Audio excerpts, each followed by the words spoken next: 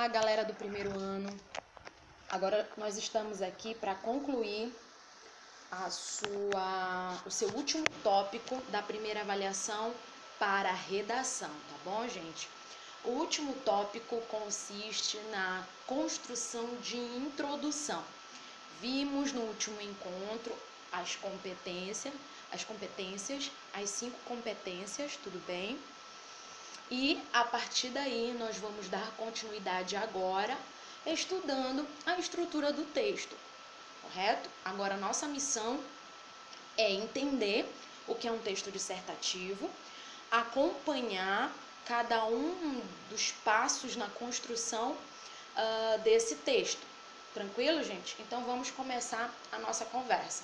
Eu preciso também que vocês tenham em mãos o cadernão de vocês, porque nós utilizaremos os exemplos que estão lá na parte de introdução, tá bom? Então, vamos começar. Bom, antes da gente entender a estrutura do texto dissertativo, nós precisamos entender o que é um texto dissertativo por parte, né? O que é dissertar, gente? É transmitir informação, certo? Todas as vezes que você coloca informações em um texto sobre um assunto, você está dissertando, você está transmitindo informações. E argumentar, professora? O que é argumentar? Argumentar é persuadir, ou seja, convencer o seu leitor acerca de algo, ou especificamente, convencer o seu leitor acerca do seu ponto de vista, certo? Que é aquela opinião que você vai defender lá no seu texto. Tudo bem, gente? Então, você já sabe o que significa dissertativo argumentativo. Dissertar é expor informações sobre um assunto e argumentar é defender, é convencer o seu leitor sobre a sua opinião. Tranquilo, gente? E é importante nós relembrarmos a estrutura convencional, a estrutura básica que você aprendeu de um texto em prosa, de um texto em parágrafo. Você estuda desde o 6º ano a construção de textos em prosas, texto em parágrafo, certo? E basicamente todos os gêneros, ou a maioria deles, passam por essa estrutura básica aí que você está vendo na tela. A introdução, que é onde você começa o texto, o desenvolvimento e a conclusão, que nós chamamos de conclusão dentro da teoria da produção textual, mas aqui na prova do Enem tem algo de especial. Essa conclusão aqui é chamada de proposta de intervenção, que é o momento em que você vai propor uma solução ou um meio para amenizar a temática. Só lembrando que o Enem, até exatamente o dia de hoje, né? O Enem, ele sempre traz como proposta problemas sociais, correto? Então, significa que nessa proposta de intervenção, você terá uma solução de ou pelo menos uma forma de amenizar, uma estratégia para amenizar um problema que ele colocar na temática para você. Mas nós teremos um tempo específico para falar sobre a proposta de intervenção. Nesse primeiro momento, eu estou te apresentando de forma direta as 3 partes, os 3 momentos que esse texto ele é construído.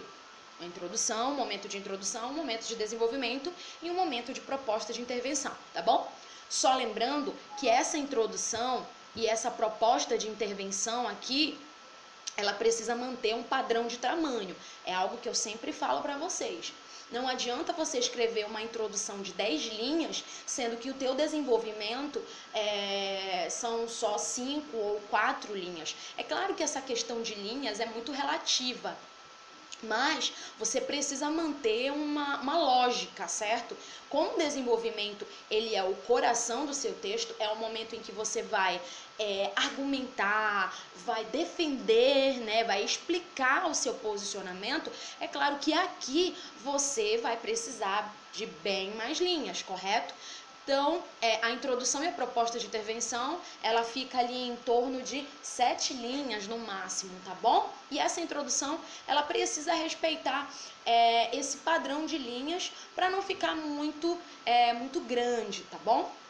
Geralmente também a gente diz, não é uma regra, mas é algo que a gente encontra comumente nos textos, nas redações nota 1000, uma introdução que ela é dividida ali em torno de 3 períodos, 2 ou 3 no máximo, tá bom? Para que você possa construir ali a sua introdução de forma bem mais organizada. Ainda sobre a estrutura, antes da gente começar a ver alguns exemplos de introdução, nós precisamos lembrar, tá bom? Lembrar se você já sabe e se você não sabe, aprender. Todo texto dissertativo argumentativo, ele tem um padrão de produção, que é a questão da impessoalidade. O que é ser impessoal, professora? Ser impessoal é quando a voz, a voz do texto não aparece em primeira pessoa. Aquela famosa expressãozinha que eu sempre falo com vocês, eu acho, eu penso, eu acredito. Essa primeira pessoa do discurso ou primeira pessoa da fala, o eu, ele jamais pode aparecer em um texto científico, jornalístico ou em um texto como esse aqui, padrão Enem. Porque ele é um texto formal. Mas, professora, qual é o problema, de aparecer a primeira pessoa nesse texto? Presta atenção na dinâmica. Quanto mais a sua voz, no caso, a primeira pessoa, se distanciar do texto, mais credibilidade esse texto vai ter. Então é por isso que os textos científicos, os textos jornalísticos e outros gêneros trabalham com esse padrão de impessoalidade, evitam utilizar a primeira pessoa, porque essa primeira pessoa dá um ar de aproximação, dá um ar de subjetividade, das emoções aflorada. Essa primeira pessoa é mais para o texto literário, é mais para o texto que trabalha com a conotação, enfim, onde você pode expressar as suas emoções, os seus sentimentos, tudo bem, gente? Aqui ele é um texto mais denotativo, mais formal, mais científico, mais objetivo, mais simples, tudo bem? Professora, então como eu faço, certo? Bom, a nível padrão Enem, evite utilizar a primeira pessoa do plural, que seria o nós, e a primeira pessoa do singular, o eu. Ah, professora, mas a primeira pessoa do plural dá ideia de grupo, Está eu em um grupo. Mas o fato é que, apesar de você ainda expressar um grupo, quando você utiliza a primeira pessoa do plural, você ainda está inserido. Então, é preocupante a utilização da primeira pessoa do plural também. Evite utilizar. Priorize a terceira pessoa. Aí eu te digo que é mais segurança. O que seria essa terceira pessoa? Priorize a terceira pessoa e descarte o uso da primeira pessoa nesse tipo aqui de produção. Deixa a primeira pessoa lá para outros gêneros, para gêneros literários, enfim, tá bom? Mas como é que eu posso utilizar essa terceira pessoa no meu texto, professora? A partir da estratégia do uso do sujeito indeterminado, pega o verbo, flexiona ele na terceira do singular e coloca a partícula ser. Olha lá os exemplos que eu te dei. Aprende-se, acredita-se, fala-se muito, pensa-se. Pega o verbo, flexiona na terceira do singular e coloca aqui, a partícula ser. Quando você flexiona na terceira do singular e bota aqui a partícula ser, você está construindo um sujeito indeterminado. Quando você usa o sujeito indeterminado, você omite o sujeito, você omite a pessoa ativa aí da situação. Isso torna o teu texto mais sério, com mais credibilidade, tá bom? Por exemplo, eu coloquei aqui para você uma situação. Uma primeira construção de uma frase em que eu utilizo a primeira pessoa. Eu penso que o Brasil é um país problemático. Bora transformar isso, vamos impessoalizar isso, vamos omitir o pessoal, vamos omitir a primeira pessoa. Como a gente faz? A gente vai utilizar a estratégia do sujeito indeterminado. Pega o verbo pensar, flexiona na terceira do singular, eu penso, tu pensas, ele pensa, tudo bem? Pega e coloca aqui a partícula ser. Vamos lá de novo, pega o verbo pensar e flexiona na terceira pessoa mais a partícula ser. Então, uma construção que ficaria, eu penso que o Brasil é um país problemático, fica a partir do sujeito indeterminado, pensa-se que o Brasil é um país problemático. Tranquilo, gente? Entendido essa questão da impessoalidade? Por favor, evitem utilizar a terceira pessoa e explorem o uso da terceira pessoa. Tá bom, gente? Tranquilo? Vamos lá. A estrutura da introdução. Dizemos que a estrutura da introdução é formada por dois elementos importantes.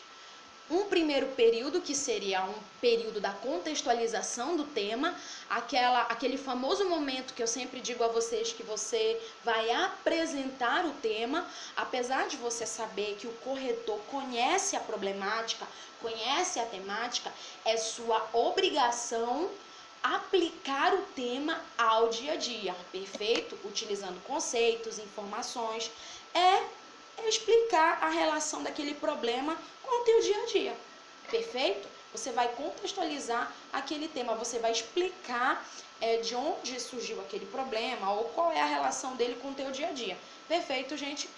E aí nós vamos ver nos próximos passos que essa contextualização ela pode acontecer a partir de várias estratégias, tá bom? E a partir daí você tem os tipos de introdução. Um outro elemento que é importante você prestar atenção e aparecer na introdução, presta atenção, é a tese, que nada mais é do que a sua opinião, é a defesa da opinião. Tudo bem, gente? Essa tese, obrigatoriamente, ela precisa aparecer na introdução. Ah, professora, mas eu quero que a minha opinião apareça só no desenvolvimento. Cuidado, você vai perder ponto pela questão da estrutura, tá bom, gente? Essa tese, ela precisa aparecer já na introdução. Necessariamente, você não precisa ainda explicá-la, porque isso vai fazer com que a sua introdução fique muito longa. O momento de explicar é no desenvolvimento. Você vai mostrá-la para o corretor, mas a explicação você vai deixar para o desenvolvimento. Então, não esquece. Dois elementos importantes para a introdução: contextualização, certo? Que é o momento de apresentar o tema, e a tese. Bom, partindo dessa necessidade de contextualizar a introdução, surgem as possibilidades de começar uma redação, que nós chamamos de tipos de introdução, que está lá no seu cadernão. Você tem aqui algumas estratégias para começar o seu texto e nós vamos falar um pouquinho sobre cada uma delas. Você pode acompanhar aí no seu cadernão. A primeira, só levando em consideração, gente, que esses exemplos que estão aí no seu cadernão, grande parte deles, os exemplos vão apenas mostrar o primeiro período ou a primeira parte dessa introdução, correto? Ele não vai colocar a tese, ele vai apenas te dar a parte referente à contextualização. Bora ver? Esse primeiro tipo diz respeito a fatos, é a primeira estratégia de introdução. O que consiste, o que é, professora, começar uma redação a partir de fatos. Naquele primeiro período, no início da redação, você pode começar o seu texto falando sobre dados históricos ou atuais, lembra lá fazer uma menção ou relembrar algum fato histórico que tenha a ver com a proposta. Você pode citar dados numéricos, os dados estatísticos, né? Ou relato da realidade, para levar o seu leitor a uma reflexão. Aqui você tem a estratégia de começar o seu texto com uma narrativa, quem sabe também, né? Ah, professora, mas não é um texto dissertativo argumentativo, mas nada te impede de começar com um relato, perfeito? Ou com uma narrativa também, tá bom, gente? Mas que seja curto, não vá se prender muito a narrar um fato, certo? Detalhar um fato que vai pegar umas 7 linhas tuas. Claro que não, você vai precisar ser equilibrado. É necessário que você exponha esse fragmento de história, mas que isso leve uma reflexão que tenha a ver com a proposta, tá, gente? Então, a primeira estratégia é o uso dos fatos, dados históricos, dados numéricos, e aí você tem aqui um primeiro exemplo no seu cadernão. Diz assim: há quem diga que, assim como a tuberculose foi a doença do século XIX, a depressão é a enfermidade do avançado século XXI. Dessa forma, os temores mudaram. Devemos cuidar não só da saúde física, mas também da psicológica. Você vê aí ele fazendo o quê? Uma alusão à tuberculose, né? Num tempo lá do século XIX que matava, né? Matava muitas pessoas. E para falar dessa problemática, ele pega esses dados e faz meio que um paralelo, né, com a questão da depressão como enfermidade do século XXI, tá bom, gente? Aí é interessante nesse momento que ele utiliza esse elemento, essa expressão aqui de retomada. Dessa forma, os temores mudaram. Devemos cuidar não só da saúde física, mas também da psicológica. A tese dele poderia vir aqui, ó, a partir desse segundo período. Professora, mas a senhora disse que o parágrafo de introdução deveria ter pelo menos 2 períodos. Aqui, você observa que o aluno contextualizou a redação dele em 2 períodos. Então, ele está mais do que na hora de citar aqui a tese dele para não comprometer uma quantidade maior de linhas. Tudo bem? Isso também levando em consideração a letra do aluno, o tamanho da folha, tá certo, gente? Então, o uso de dados históricos, o uso de dados numéricos ou relato da realidade é uma estratégia muito pertinente e vou dizer a vocês, é uma estratégia muito utilizada pelos candidatos que alcançaram a nota máxima, tá bom? A segunda estratégia é dos apontamentos. Na verdade, são 2 posicionamentos críticos que são colocados logo no início, na contextualização, e a partir daí o aluno ele vai construir a tese dele. Olha o exemplo que está no teu cadernão. A educação no Brasil vive hoje um paradoxo. De um lado, professores mal pagos, desestimulados e esquecidos pelo governo. Seria um primeiro posicionamento crítico. Aí ele termina o período aqui com um ponto e continua. De outro, gastos excessivos com aparelhagem digital. Aí já conclui um período bem curtinho. A equação desses 2 elementos se constitui num desafio.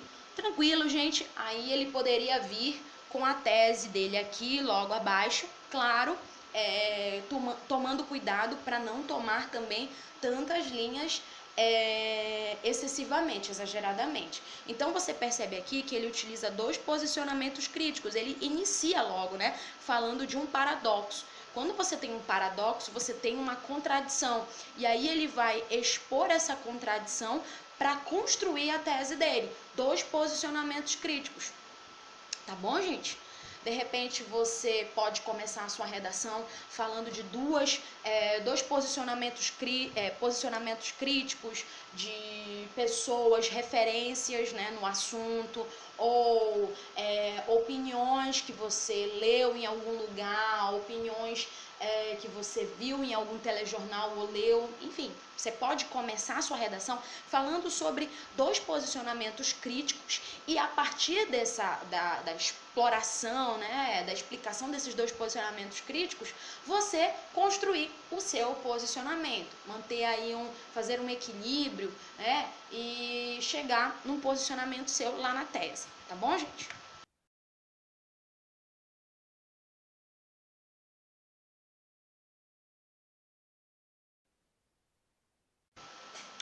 Outra estratégia de introdução é o que nós chamamos de tese defendida. O aluno começa logo pela opinião e depois explica, tudo bem?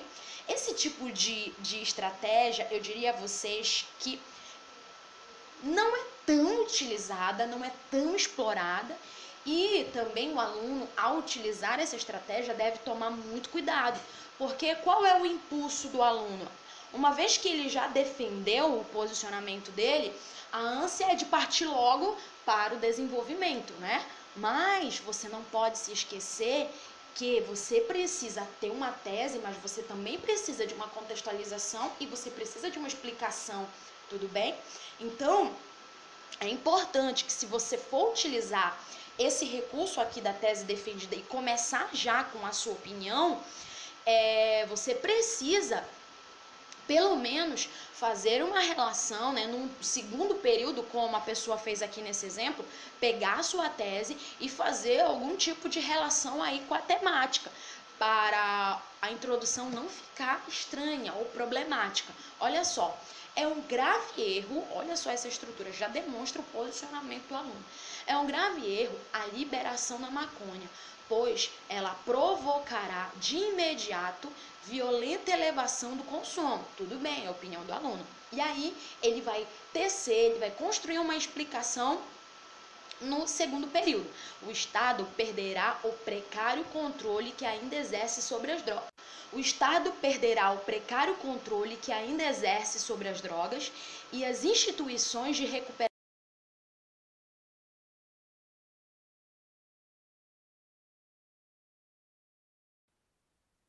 de viciados não terá estrutura suficiente para atender a demanda. O que isso quer dizer?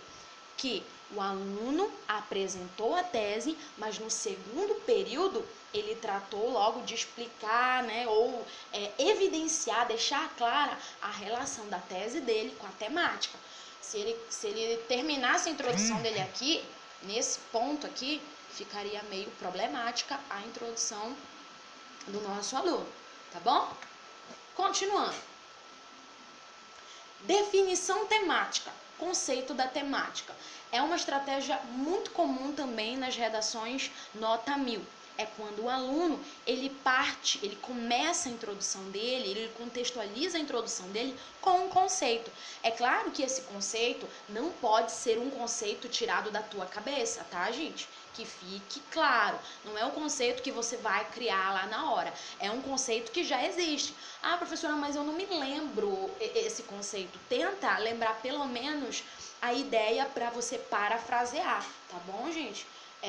Mas esse conceito, o conceito da temática, o que é violência, o que é mito, como é o caso desse exemplo aqui que vocês estão vendo, você precisa fazer uso, você precisa utilizar um conceito que já exista. Não pode ser um conceito tirado da tua cabeça, tá bom? E principalmente utilizado com as tuas palavras, porque tu não vai lembrar as palavras de quem construiu o conceito, enfim, né? Olha lá. O mito, entre outros povos primitivos, é uma forma de situar-se no mundo, isto é, de encontrar o seu lugar entre os demais seres da natureza. É um modo reflexivo das representações humanas. E aqui o aluno continuaria com a sua tese. Percebe que ele começou a redação dele conceituando a temática. Aqui nesse caso, a temática do aluno seria a presença do mito, né? A proposta de redação é a presença do mito. Então, ele vai começar a redação dele conceituando, definindo o que é mito. É uma boa estratégia também, não é? outra estratégia de introdução que está lá no teu cadernão é pergunta. Quando você começa a partir de uma pergunta. Agora, olha só, começar uma redação com uma pergunta ou construir uma tese em forma de pergunta, tranquilo, perfeito, é uma estratégia que você pode utilizar. Só que tome cuidado. Se você faz uma pergunta na introdução, você tem obrigação de respondê-la ao longo do texto, tá bom?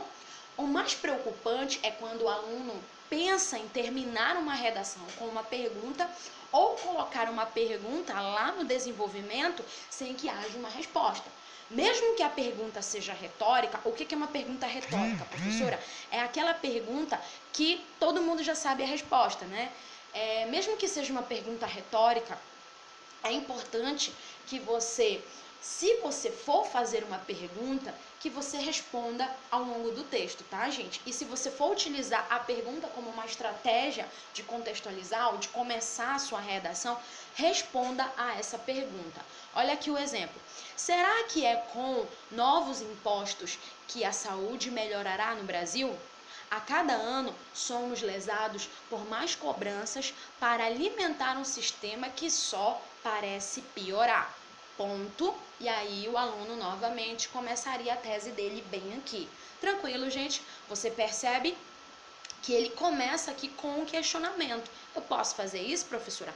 Claro que pode. Você tem a total liberdade de começar com uma pergunta, mas também a total obrigação de respondê-la ao longo do texto.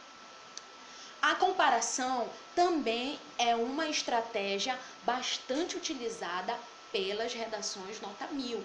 Olha lá, é quando você compara a temática, compara o assunto com compara a algo, perfeito? Você pega a proposta e compara a alguma coisa.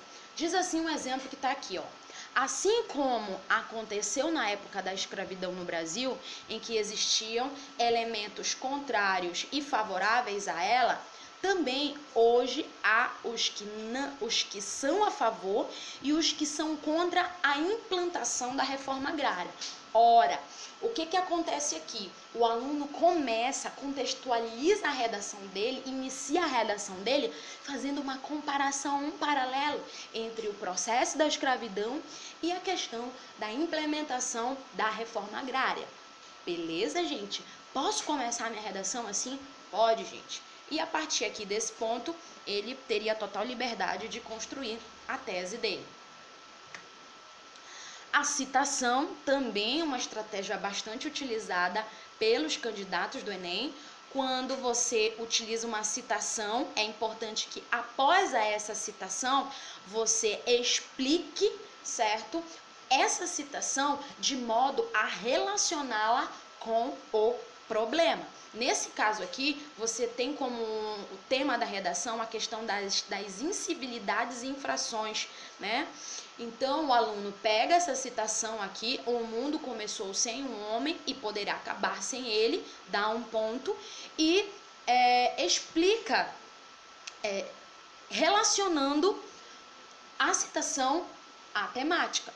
Tudo bem, gente? Só lembrando, você precisa citar o autor, de quem é a citação, e se você lembrar ao pé da letra da citação, você precisa colocá-la entre aspas, mas caso você não lembre a citação ao pé da letra, por exemplo, penso, logo existo, certo? Você precisa utilizar o recurso da paráfrase, algo que eu sempre te falo também.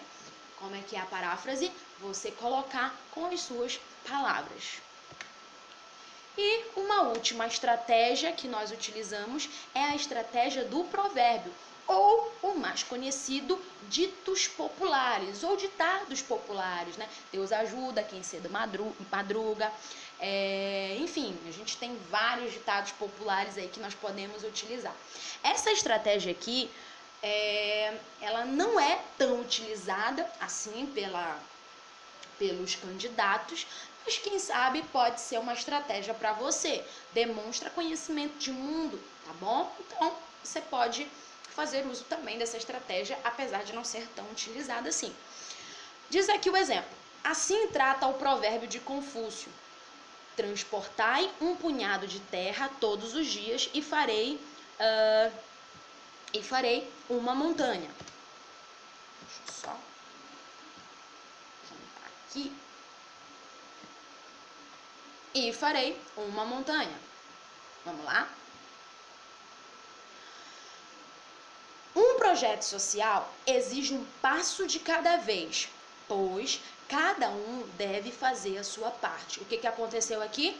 O candidato colocou o provérbio entre aspas, deu um ponto, e a partir do segundo período ele faz aqui a explicação, a relação, certo? Desse provérbio com a problemática. Tranquilo, gente? Bom, para finalizar, eu vou deixar aqui com vocês o exercício da página 262. O que seria esse exercício, professora? Você vai produzir duas introduções. A introdução 1, que consiste na proposta 1, que está lá na página 266, desafios na saúde pública. Desafios, na verdade, é da saúde pública. Desafios da saúde pública no Brasil.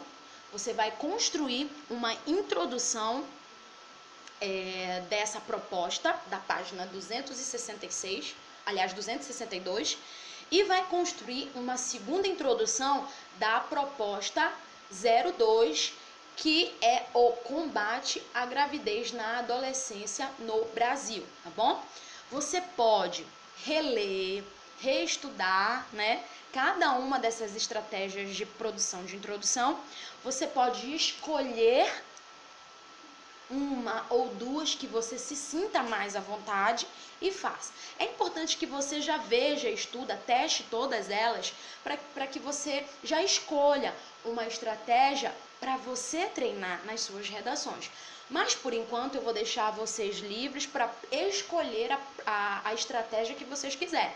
Vai chegar o momento em que eu vou pedir para você utilizar a estratégia tal ou a estratégia tal. Mas, nesse primeiro momento, eu gostaria que vocês ficassem livres. Tudo bem, gente? Essa foi a nossa aulinha de redação. Espero ter sido proveitosa e aguardo vocês num outro momento, tá bom? Abraços, tchau, tchau.